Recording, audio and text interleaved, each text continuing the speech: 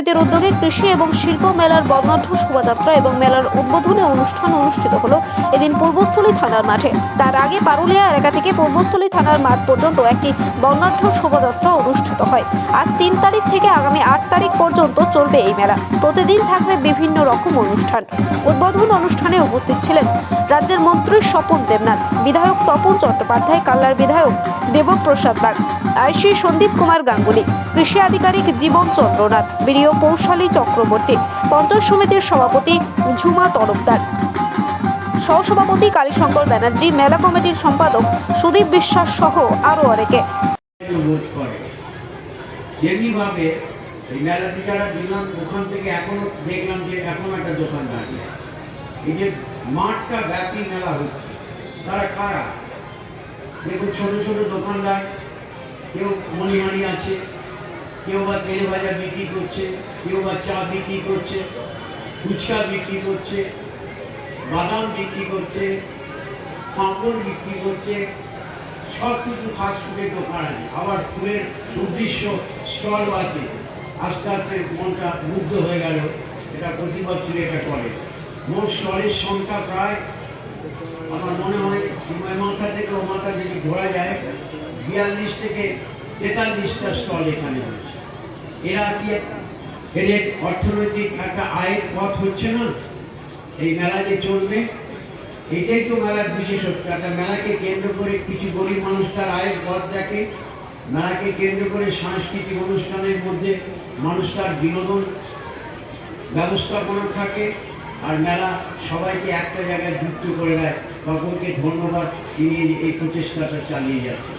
আর আমি নিজে ব্যক্তিগতভাবে জানি একটা মেলাকে সংগঠিত করতে কত রকম ঝামেলা পোহাতে হয়, কিন্তু আমি আশা করি যে তখন আমার সঙ্গে একমত হবে, এই কষ্টটা আমরা অনুভব করি।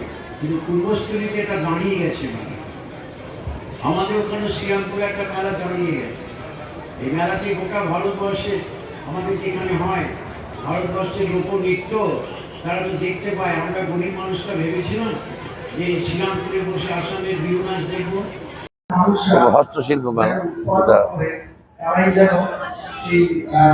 ঘুরি বড়া থেকে এই করা থেকে আরম্ভ করে তোমার কাঠপুতুল যে আছে আমাদের বহরা, তারাও এসছে। গোষ্ঠীর স্বয়ম্বর গোষ্ঠীর মেয়েরাও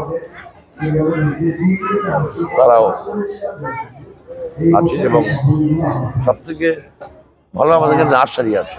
এই নার্সারি শিল্প আমাদের, এই নার্সারি ফুল থেকে আরম্ভ করে সব নিয়ে ফসলা সাজিয়ে তারা হয়েছে। তাই একদিন চলবে, সবাই আনন্দ করেই কাটাবো আমরা। কৃষি মেলা উপলক্ষে প্রতিবারই র্যালি যেরকম হয়, আমাদের র্যালি হলো সবাইকে নিয়ে, বিশেষ করে মায়েদের বোনেদের ভিড়টা বেশি হয়েছিল। প্রতিবারই আমাদের হয়। আজকে উদ্বোধন হলো আমাদের এই মেলা, আগামী 8 তারিখ অবধি চলবে। আগামীকাল হ্যান্ডিক্যাপ ক্যাম্প আছে। 5 তারিখে আমাদের বিএলডিও দপ্তর থেকে মুরগির বাচ্চা দেওয়া হবে। তারপরে 6 তারিখে কৃষি দপ্তর থেকে কৃষি যন্ত্রাংশ দেওয়া হবে।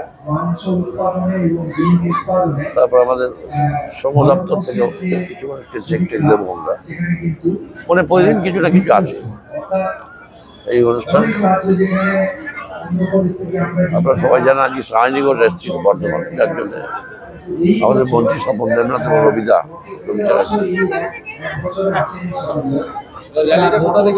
এটা পারুলিয়া থেকে, পারুলিয়া নেতাজি মূর্তির বন্ধ এসছে। আমরা এই থানার মাঠক দিয়ে এলাম। 2 বছর মেলা হয়নি, এবার মেলার উন্মাদনাটা বেশি ছিল। মেলা সব রকম স্টলই বলে,